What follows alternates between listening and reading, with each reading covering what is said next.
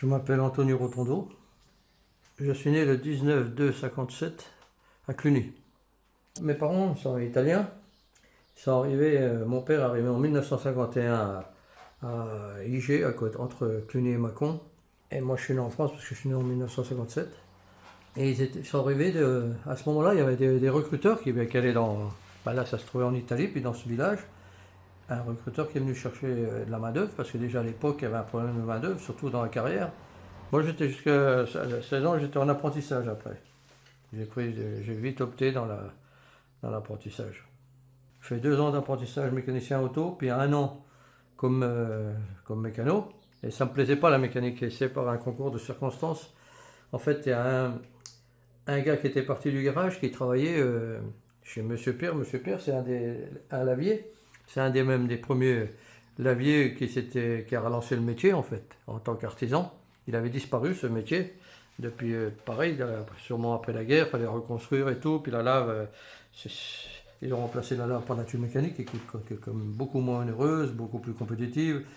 Et ce gars-là, qui travaillait avec moi, il était bossé chez Monsieur Pierre. Puis je le voyais le week-end. Il me dit, ouais, je suis dans le Jura, on fait ton lave, enfin tout ça.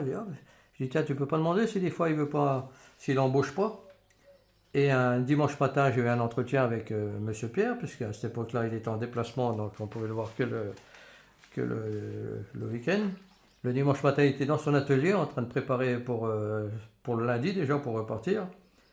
Et donc je lui dis, voilà, moi je suis mécano, déjà je suis pas vraiment, j'ai pas le temps d'être mécano, puis je connais rien dans le bâtiment. Il me dit, c'est pas grave, la mécanique c'est utile dans la lave. Et puis il m'a embauché.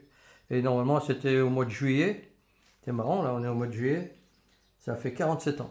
C'était en 1976. Et donc il m'a dit, c'est pas grave, c'est utile dans la mécanique, c'est utile dans la lave. Bon bah ok.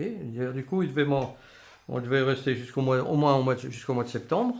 Puis au mois de septembre, il me dit, Tonio, ça te plaît? Enfin, ça va? Ah oui, oui, moi ça me plaît la lave. Et puis c'est comme ça qu'il m'a embauché, et c'est comme ça que j'ai jamais décroché le métier. Je vous dis, ça fait 47 ans.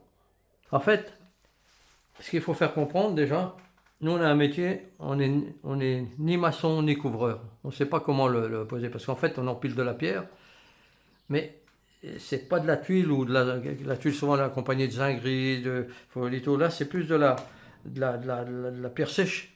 Mais il faut quand même couvrir, puisqu'il faut lui donner de la pente à la pierre, et on est quand même couvreur. Alors qu'est-ce qu'il faut apprendre?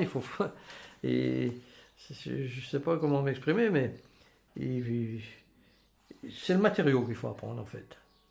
Voilà, le toucher, comment le tailler pour lui donner sa forme, pour évacuer l'eau, pour lui donner un pouvoir couvrant. Et c'est un peu je vous dis, le feeling, l'œil, il faut apprendre, c'est ça qui est le plus dur à apprendre. Alors, au début ça paraît simple, mais après il y a plein de pièges quoi.